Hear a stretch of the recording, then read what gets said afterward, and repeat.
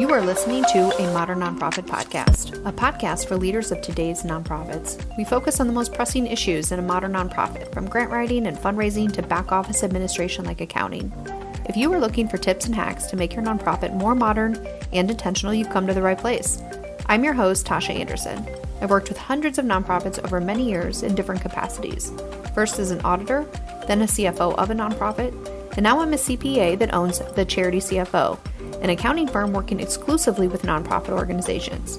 I'm passionate about trying to make the work of nonprofits even easier through the most modern practices I've learned from some of our most successful clients. Keep listening. Hey friends, welcome back. We are continuing the conversation on marketing today. You all know how much I love marketing and how much I love getting the word out and the mission out we're trying to do to hopefully attract employees, volunteers, donors, all of the people that we need to make work. So today I invited my new friend, David Pisarek. David, you, like me, you've had your firm, Wow Digital, for about 6.5 years. And you started this in this space because you also, like me, worked in the nonprofit space prior to starting your own firm. So I love to share that because we have a really unique perspective that it's not like we're just some consultants that decided to just pick nonprofit because whatever reasons that we pick nonprofit. We understand what it's like to work for an organization, the operational challenges of an organization, how to make things happen on a very limited budget, whether a budget is time, money, other resources, or what have you. And we also know how important it is to get the word out in what we're doing. And also, I think you and I can relate in the sense of we understand, especially now, how many resources, how many tools, how much technology is out there that nonprofits can leverage to make their lives a little bit easier. And I think our firms kind of exist to create a solution maybe for profits that arguably have a lot more money, or if nothing else, they have a little bit more autonomy to pull the trigger and make decisions on how they operate their business much easier and with many more resources than the average nonprofit. We serve as a solution to allow nonprofits to operate in the same modern way that some of the for-profits would. So, David, I'm excited to talk to you today about websites and your online digital space. But first, David, thank you for coming on and sharing some of your words and wisdom and maybe some tips and tricks and hacks along the way. So thanks. Yeah, thank you so much for having me. It's a pleasure to be here. Hi, everybody. So let's just dive right in, shall we? Let's talk about websites. Most nonprofits have a website at this point. I would guess we did a survey on how many nonprofit leaders are listening or how many nonprofit leaders are out there that say that their website needs some tweaking, or let's just be honest, a full-on redesign or overhaul. The answer would be pretty high, right? I mean, let's talk a little bit more about that because everybody wants to know, okay, what does this process look like? What should it include? And maybe how much on average, all those things, which that's a big range there, I recognize. But let's first, if we can chat, how often would you say a nonprofit needs to consider redesigning their website? I know there's like a small little iteration, but then there's just, in your experience, how often should that be for those of us that have been thinking about this and we just need that nudge? Or we need you as a professional to come and say, we should be doing it at this frequency so that we can go to our board and say, see, I told you, that's what the professionals say. Spend the money. What would you say? Okay, so very loaded question or series of questions and points that you've raised there. And the first thing I'm going to say is that your website is not just something that's one and done. Okay. No. What I mean by that is you need to put continual time and effort into it. You want to make sure that the visitors that are coming to the site, that they're getting what they're looking for. They're looking at your web analytics. If you don't have analytics, go sign up for Google Analytics. It's free. So that's great. So shoestring budget. Awesome. Fantastic. Just make sure. And if you have Google Analytics, pay attention to this. If you're already got it or you're about to sign up, make sure that you're using or going to switch to Google Analytics 4. Google Universal Analytics 3 is what's been out for years and years and years. And starting July 2023, it is not going to be collecting any more data. So you want to make sure that you sign up for GA4 or switch to GA4 ASAP. That way, when you're looking at your data, you have some historical information there to look at. It's super easy to get on your site. If you need help We're going to talk about like how to get in touch with me later on, but Yeah. I'll do this for free for you. If you need help with it, just let us know. Ultimately, like, why are we doing this for free? We want to help the world one website at a time. We're on a mission. I'm on a mission with my agency to help over 5,000 nonprofit sites. So help us get there. Get in touch. We'll get your site up and running, and so you can start looking at real data. So Yeah. point number one, site's not one and done. You need to continually be optimizing and making tweaks to it. Yes. The second thing that you need to think about and consider is, how are people finding you? What are they searching for? What are they looking for? What are those terms that they're putting into, let's face it, Google's the biggest search engine out there. Are they searching for, and how are they getting to your site? Once you can look at your analytics, and this is why the analytics is really kind of the first piece there, you can see what are those pages that people are landing on as their first point. I would argue and say, if you actually look at your analytics, only 30 to 40% of people are actually landing on your homepage. Google wants to optimize for experience as well. Sending somebody to your homepage so that they have to click and click and click and try to figure out where the information is isn't a good user experience. So Google is sending people deep into your site, 3, 4, 5 layers down, depending on how big your site is, to get them directly to the information that they're looking for. So only 30 to 40% are actually landing on your homepage. What are those pages that they're looking for? And by taking a look at that, you can figure out, all right, these are the topics that are resonating. These are, what's popular, right? If there was a nonprofit out there that was talking about how to use Chat GPT to solve, I don't know, food crisis in whatever country, right? If they produce some kind of art that's very topical, right? Get traction with that. So, keeping an eye on what people are clicking through, how they're getting to your site, what they're searching for, and topical content, you're going to drive more traffic to your site over time. Ultimately, you're going to convert them. In the business world, we talk about conversions as like sales and things like that. In the nonprofit world, we talk about volunteers, we talk about donations, we talk about people signing up for your programs and services, or attending an event, or just even as basic as subscribing to your email. Yeah. So that's what we want to do. We want to drive traffic and ultimately, I'm going to say convert, but get them to make a donation to your organization. Nonprofits wouldn't exist without the funding that you get from private donors or grants or government or whoever it happens to be. So that's kind of really the end goal, is you need to create some clout. You need to create the marketing list to be able to do that outreach. Yeah.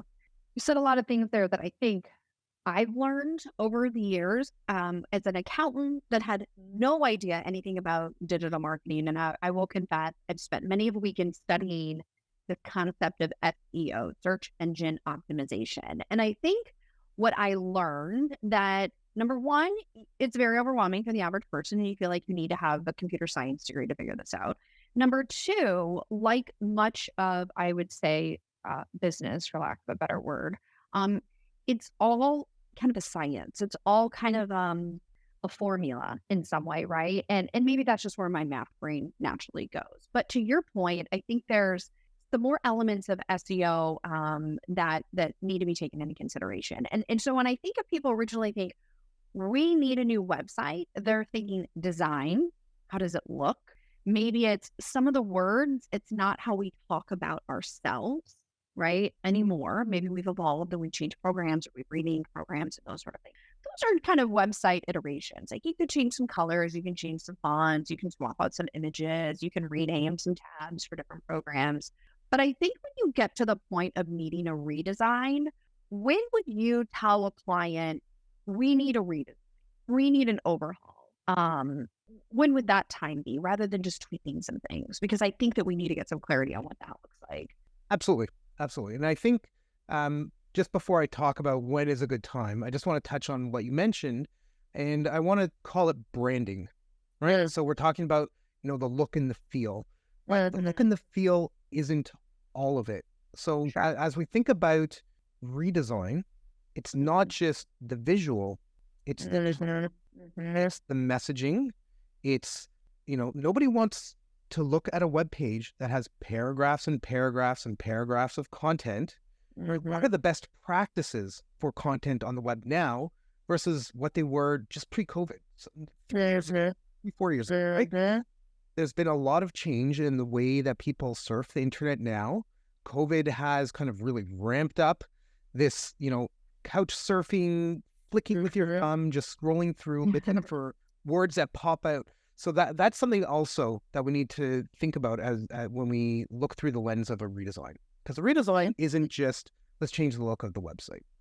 Okay, so first thing that I would mention is we've done an audit at my agency of over 400 nonprofit and charity websites. We've done some really big deep dive on it, and the sites that we targeted for the audit were in North America, so Canada and the US.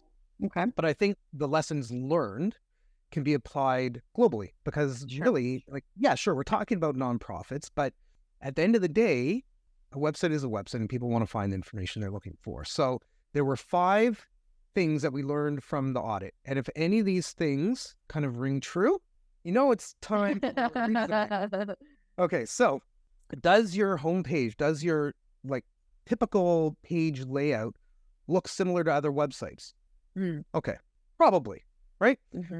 Does the site look like it was done maybe 10 years ago? And by that, I mean, think about it, load up the site on your cell phone. Everybody's got smartphones. Well, maybe not everybody, but a lot of people have smartphones.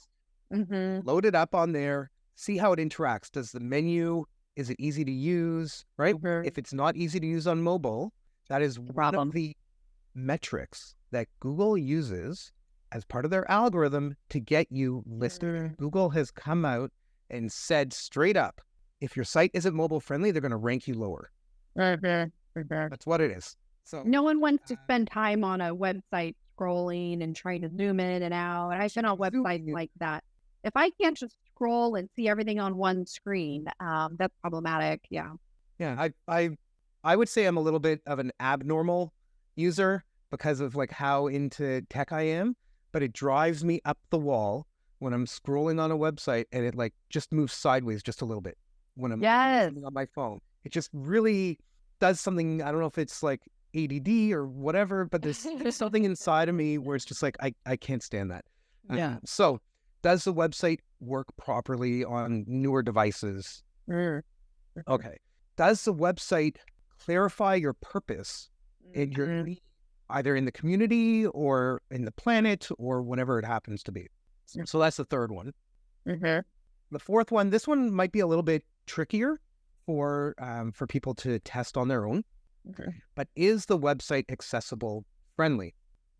Big push for AA compliance. So there's this organization, the W3C, Worldwide Web Consortium, and they created a series of guidelines called the WCAG 2.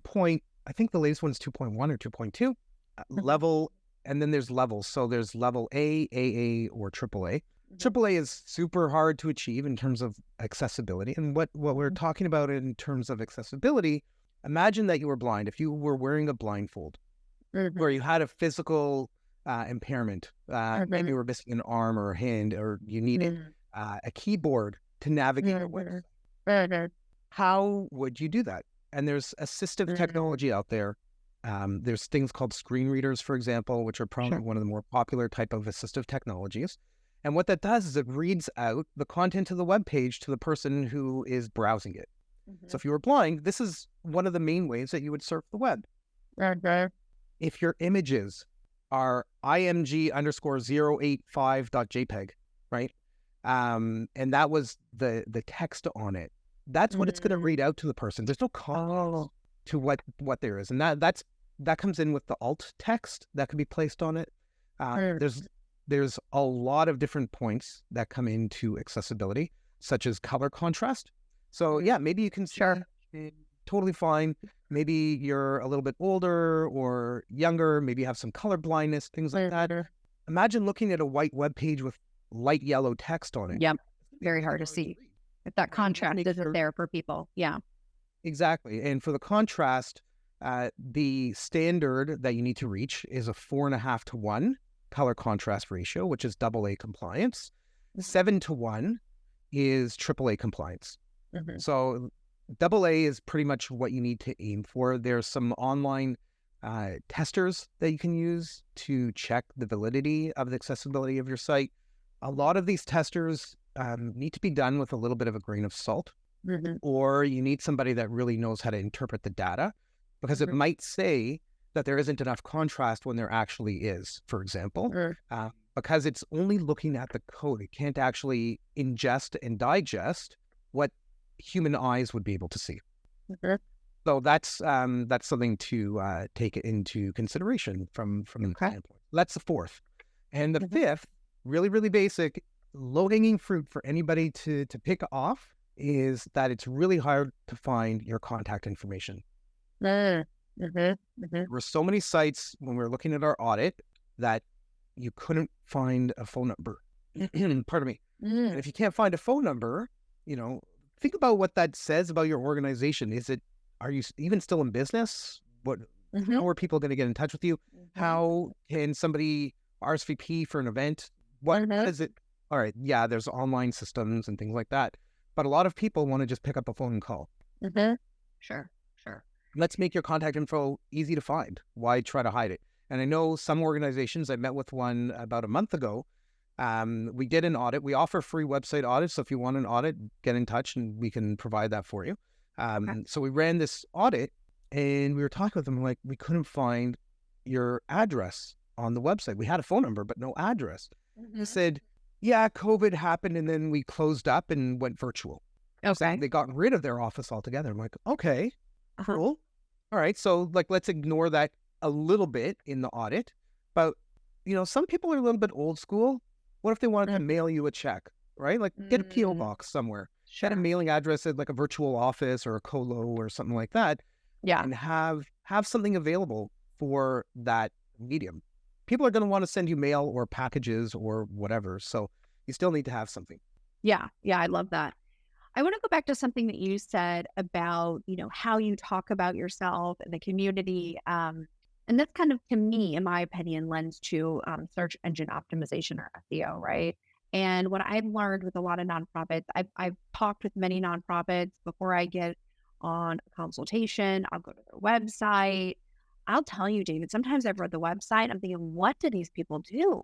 And then I have to go to their 990 because you only get like 2 lines to really drill down. Like, what is your mission statement? And sometimes I still can't figure out what they do. And then I have to go to like their program outcomes and actually read specifically about their programs if they have that listed to figure out what they do. So talk a little bit more about that disconnect and how that translates to search engine optimization and the ability for the normal person that doesn't have some of the jargon or some of the ways, the internal speech about how we talk about ourselves, how that impacts your search engine optimization and how that impacts your web traffic and how maybe you can change that or figure out something, how to fix it. 100%. So there's a couple of pieces to that, and I'm going to split them into 2. The first is going to be, what is your purpose? And the second that I'm going to talk about right afterwards is local SEO. So local search engine optimization. All right. So what is your purpose? What do you serve? Who do you serve? How do you serve it? What is your need? What is the impact that you have? Anybody that starts a nonprofit is coming from a really good place, right? It takes a lot of time and effort. It takes money. You need to register 501c3, whatever country you're in, right? You need to do that. So there's this like grassroots kind of movement. You see a need in a community or somewhere for something and you want to do something to fix it. And you're like, all right, how can we do this? Let's do it this way. Awesome. Over time, as you alluded to earlier, messages tend to, or direction can tend to maybe water down a little bit because you've got this idea and you want to help, feed children from single parent families in a very specific part of the city that area. Great. And that's your goal and that's what you want to focus on. But then you hear about there's a school nearby and there's a lot of children there that go to school without having breakfast, let's say. And okay, right. So your mission spreads out a little bit more. And so you're helping the single parent and you're helping at the schools. Right. And then you find out, there's a food bank or there's a shelter and there's kids out, right. And you really want to help. And so you start doing stuff there. But that wasn't your core focus. And that's okay. It's okay to change and have a little bit of direction. And, like not everybody's path is a straight line, right? You go from here to there, right? But what is your mission right now? What is your focus? What do you care about, right? And if it's feeding children, if you're finding, all right, it's these single parents and it's children in the schools and it's children that are in these shelters, your focus is about children in the community, right? And make that your focus. Yeah, it might be a little bit more broad, and that's okay, right? But let people know, stand on the rooftop and shout it as loud as you can. Nobody else will advocate for you the way that you can. Okay.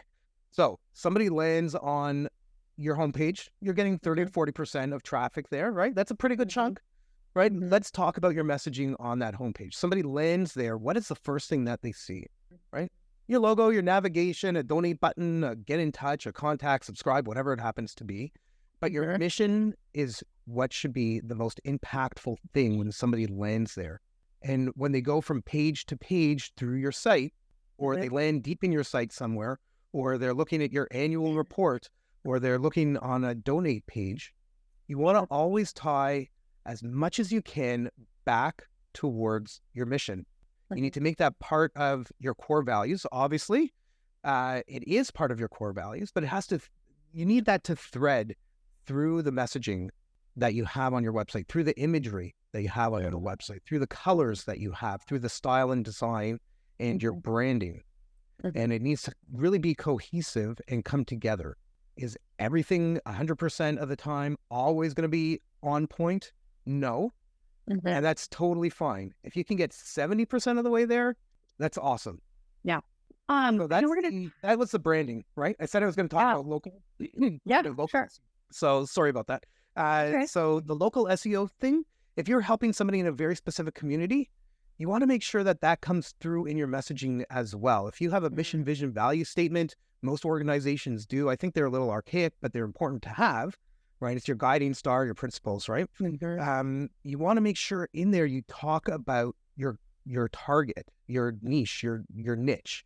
If you, who it is that you're going to help, the impact that you're having, right? And tie that through your messaging as well. So if you're going to help somebody in Brooklyn, New York, talk about the impact that you have in that community, right?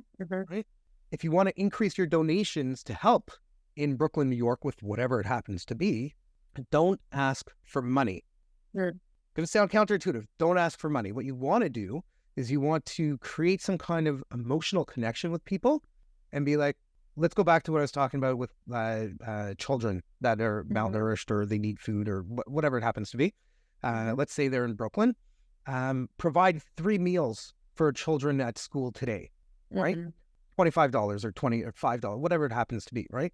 You ultimately need to tie a dollar amount to it, but if you can create a specific need, then you're connecting with the people's emotions, and that's what's going to help drive your organization forward. Gotcha.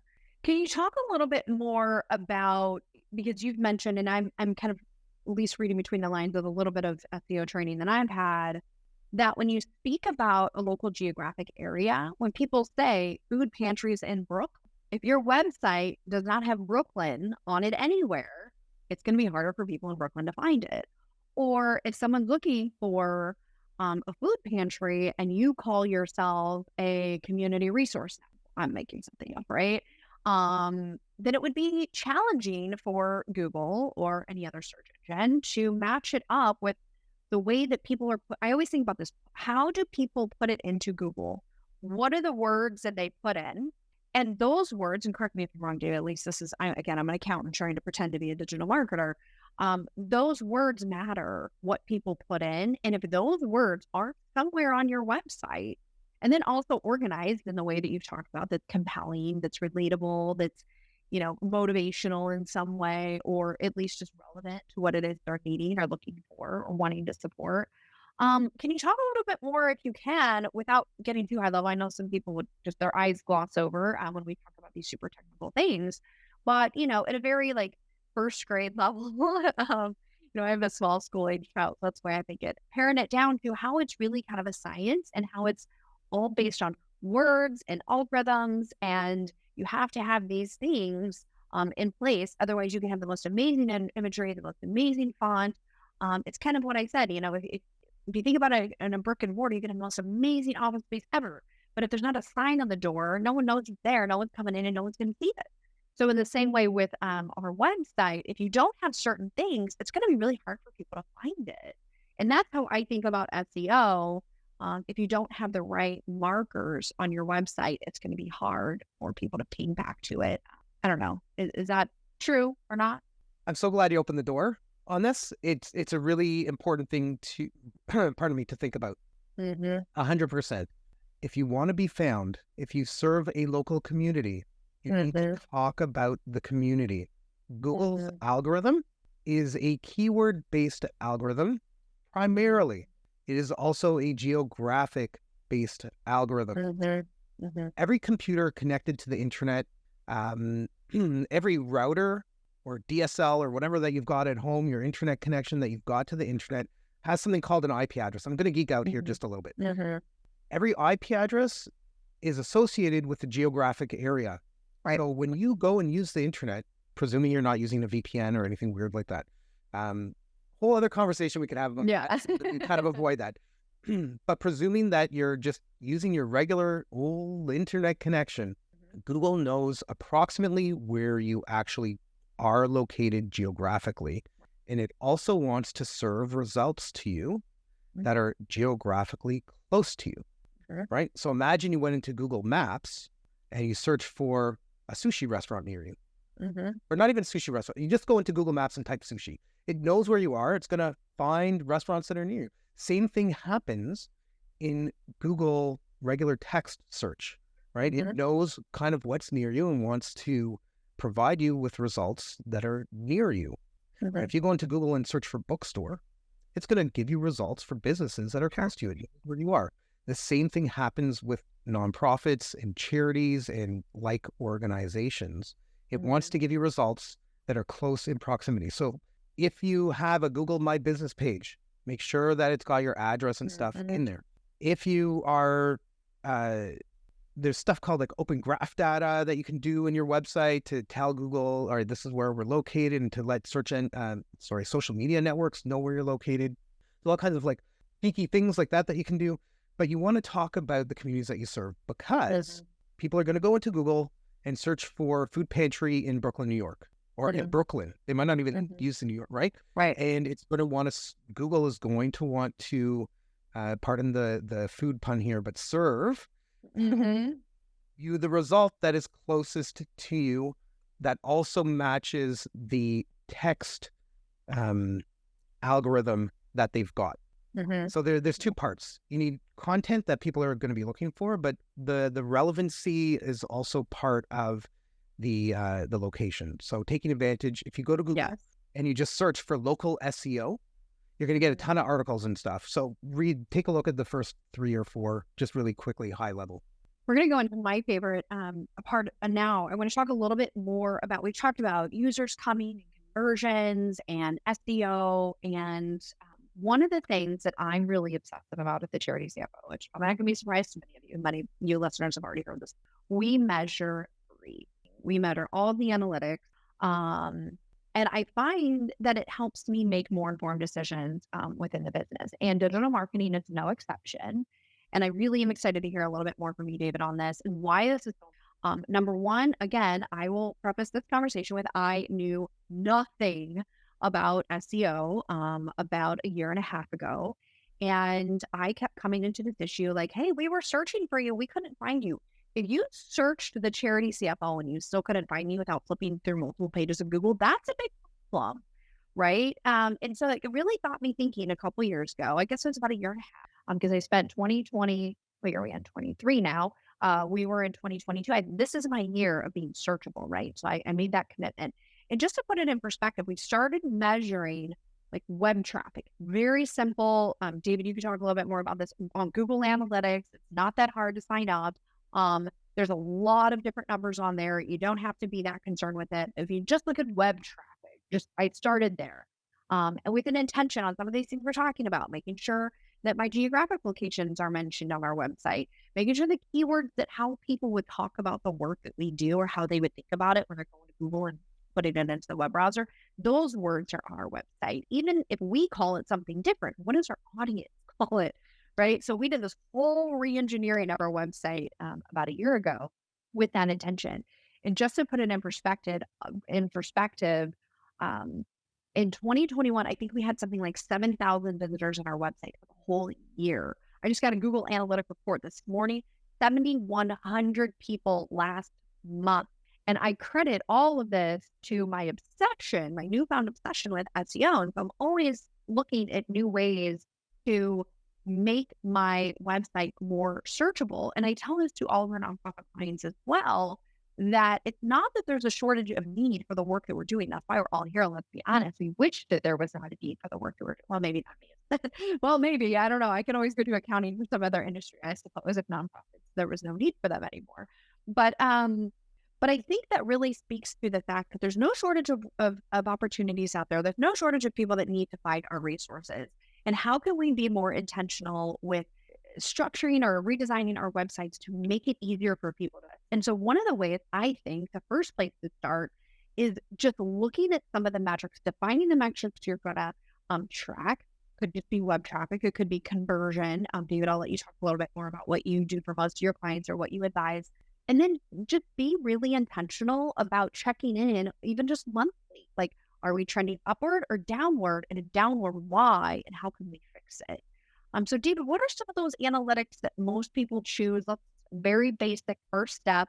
What are some of those analytics that you would recommend to nonprofits to start tracking if they've not done this before? Okay. So congratulations on your growth going Hey, yeah. 7,000 over 12 months to 7,100, I think you said, in one month. That's amazing. Yeah.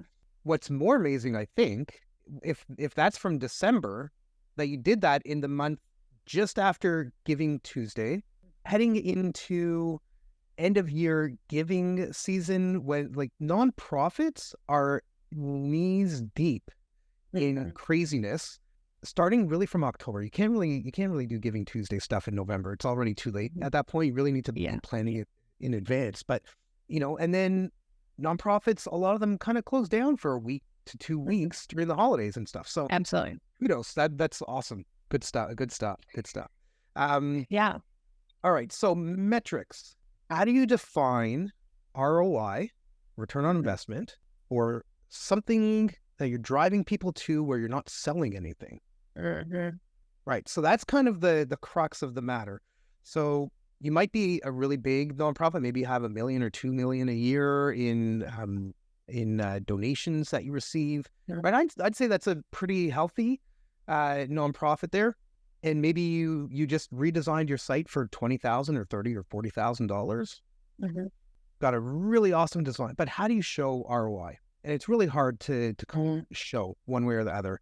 It comes down to a few things, and I'm going to try to help you kind of wrap your mind around that. I would take a look at page views. So year over year, quarter over quarter, month over month tends to be a little bit too quick in the nonprofit space. There are going to be months, like I said, when people go away on December, right? People go away on vacation. Having said that, December 29th, 30th, and 31st are usually the 3 biggest donation days of the year outside of Giving Tuesday. So people are around, they want to get their tax receipts. That's really the big push at the end of the calendar year there. But outside of that, like taking a look month over month, it's okay. But I would maybe recommend every quarter. Part of the reason for the recommendation, most organizations don't have somebody completely dedicated to analytics and, going through and reviewing all the metrics and stuff. If you're going to do it month over month, you really want to give yourself a good maybe half day to a day to really kind of go through it and understand and comprehend and spend the time with it instead of trying to rush through it. And we all know, like, we both worked in nonprofits. We totally get, I totally understand. There's fires that come up that you need to put out, and this person's asking for this, and this person, and you needed to get back to this person yesterday, and it's just one more thing, right? If you can plan and kind of like block off 2 half days, so maybe like a Tuesday and a Thursday of the same week, or 1 week after the other, and look at the previous quarter. If you could do that once every 3 months, I think that is certainly an achievable thing. So try to do that. So page views, I think, is really key. What are the top 25 pages of your website if you have a bigger site? By bigger site, I would say over 200 pages. Is that a really big site? No. But is it a bigger site for a lot of nonprofits? Yeah. So take a look at, the top 20 to 25%, not percent, pages, the actual pages of your site. What are they? Homepage is probably going to be number one, getting about 30% or so of your traffic. What are the next ones that come after that, right? I would bet that if your CEO or your executive director was telling you, hey, we need to put this little bit of text on our About Us page, that About Us page might be like the bottom 1%, bottom 2%. There are legal obligations that we have as nonprofits, right, that you need to put on the websites. Totally understand and appreciate all of that. But let's just put that in context in terms of what is the important stuff that people are looking for that's going to help move your organization forward in the digital realm, right? Sure. Not to say that you should say that to your ED at all. Don't do that. You're going to get into some hot water potentially with that. But, you can strategize and prioritize based on the understanding behind that. Not to say that there wouldn't be an emergency. Okay. So just kind of like keeping that in a bit of context, take a look at the top 20 pages. I think that's the third time I said that. So important. Do that. And it's surprising. I want to point out, it's very surprising if you have multiple pages and where you get a lot of those pages if you have blogs or resources or different landing pages for different things. It's very surprising to me because I look at that every month. What are the top pages and how are some pages trending more or better than others? It's a little surprising to me. And sometimes we'll build in seasonality. So, for example, we have a blog and we did a thing on W-9s, 1099s. It's very seasonal right now. That's very important. So, of course, that shoots to the top of the list. And frankly, that was kind of intentional, right? I knew people would be searching for it. So we got ahead of the game. 100%. Yeah. So then I might have a blog article that goes out about something that has nothing to do with, I don't want to say nothing to do with, it has very much to do with nonprofits. May not necessarily be tied to specifically what we're doing. And it's a little surprising to me that is one of the top pages for the month or for the season. So it's a little surprising when you pay attention to those things. Yeah. And then you maybe do a little bit more of that if people like it. I don't know. Exactly. And, what can you do to tie that thing that may not be, maybe it's like 40% related. How can you bring that in, right? And create more content that would make it related to nonprofits. So that, yeah, absolutely. Take a look at the pages. Then what you want to do is in analytics, you can actually see what is the next thing that somebody does. So there's something called a bounce rate. And a bounce rate is somebody comes into the page and then they leave. They don't do anything else on your website. Google uses bounce rates as part of their algorithm. So what you want to try to do is figure out a way to get them to want to click on something else in your website to go to another page. So it might be a related article. That's a pretty popular thing to do, right? If you've got an article about money that you raised for, water in Kenya or something, and you did a similar project in the Congo, or I don't know, I'm just making stuff up here, right? You can kind of cross-promote your content from within the website. If your website doesn't allow you for that functionality, you can manually, when you edit the page, put those links in. If your website's using WordPress, there's plugins. There's a really great one called Yet Another Related Plugin, Post Plugin, or something very close to that. And it will do this functionality for you. It'll find based on keywords that you've put into the article and the subject and topic and things like that, and automatically link them all for you. Right? So easy ways to kind of fix things like that on your website. Okay. So if you can lower your bounce rate, which is fewer people only coming to your site for one page, you're going to help Google go, oh, this website has some great content that people are interested in. We should rank this site higher. You're going to get more found. So that's kind of a second piece to take a look at is what is that second step that they're doing? So you want to lower your bounce rate. Gotcha. The third thing I would take a look at might not have anything directly to do in your website, but take a look at your subscribers that you've got. If you don't have an email newsletter, you need to set one up. MailChimp, they have a really great free option. We're also a MailChimp partner. But they have a great free option. You can have, I think, up to 2,000 contacts in there, and you can send up to, I think it's 10,000 emails a month. So if you had 2,000, you can send 5 emails a month. All they do is they put a little MailChimp logo in the footer. So like whatever, who cares? It's free. They also have paid plans and whatnot, obviously. And they do have discounts for nonprofits on those paid plans too. So get an email newsletter. If you don't have one, get one. If you do have one, start taking a look at the number of subscriptions that you've got in there. And ultimately, if you can grow your member list, not even your subscriber list is what I should say, you are going to be able to reach more people with the message of what you do. So if you went this year from, let's say, 300 people on your list, and at the end of the year, you've got 400 people on your list, I think that's totally achievable. Adding 100 people over 365 days, totally doable, right? One every few days, as long as you've got call to actions. That's another thing that we need to talk about, is having clear call to actions through your site.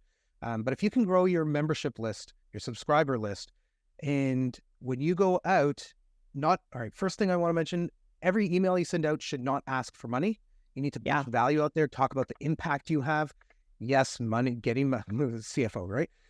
Yes, getting money is important. I'm not going to say it's not, but people don't want to always be hit, hey, donate. They want to see where their money is being spent, the impact that they're having, and talk about the programs or the projects or whatever is going on.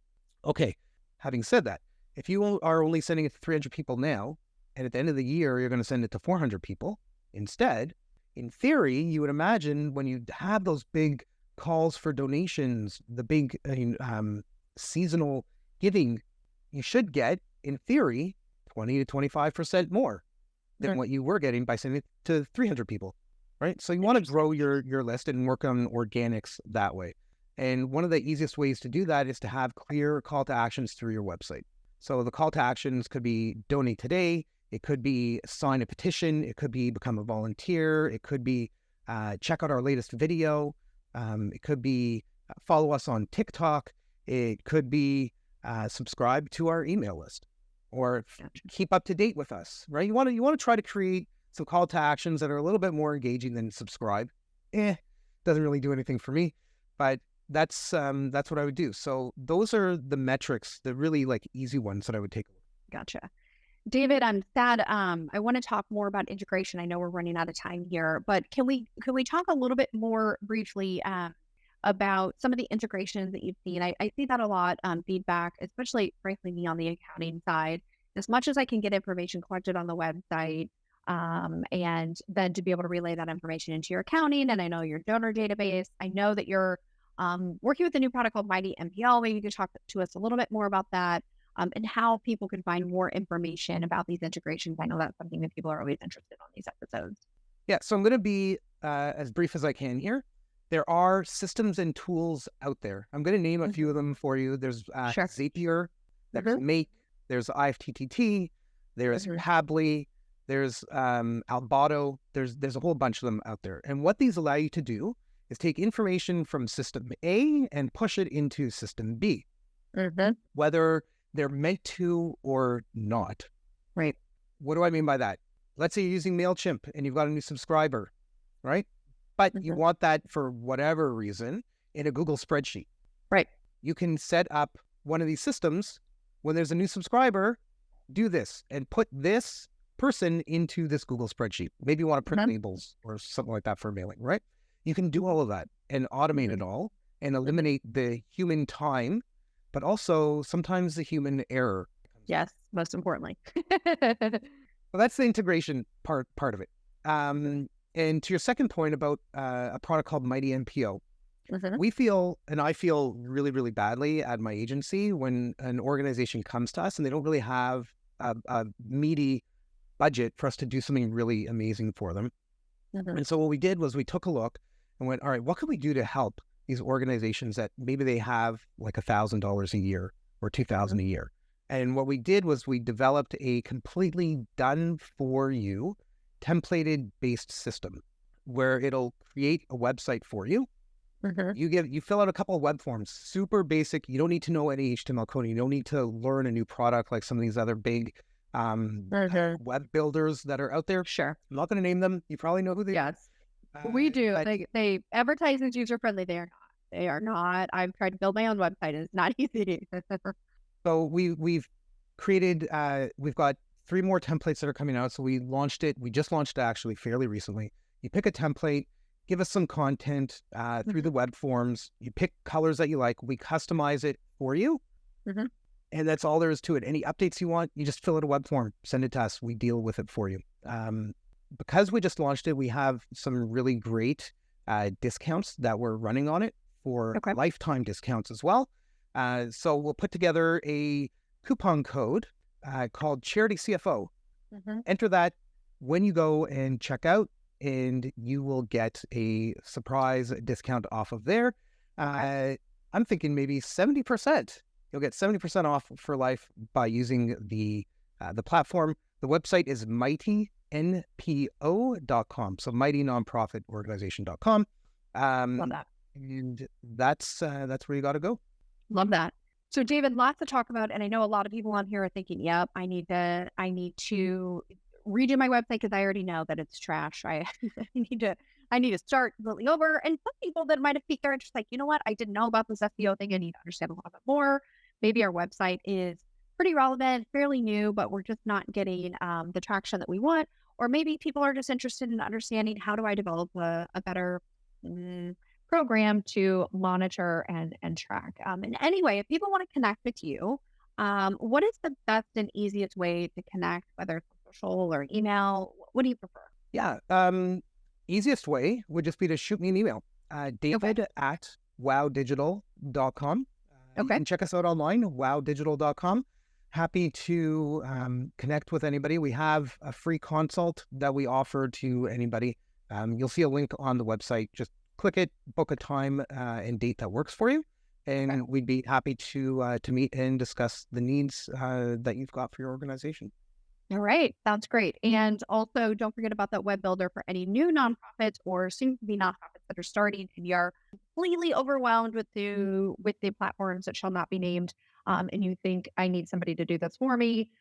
Use that discount code. You said it's a lifetime discount, which is fantastic. Some of those are sometimes only for the first 3 months or 6 months. So check that out. Okay. Well, David, again, thank you so much for coming, sharing some of your experience, and we will see you all next time. Thanks so much. Thank you. Thank you for listening to a Modern Nonprofit podcast powered by the Charity CFO. If your nonprofit is needing help with accounting or bookkeeping, head on over to thecharitycfo.com to find information on the work we are doing with other nonprofits. If you found this information helpful, please give us a 5-star rating on your podcast streaming platform so other nonprofit leaders can find us. We appreciate your support, and we'll see you on the next episode.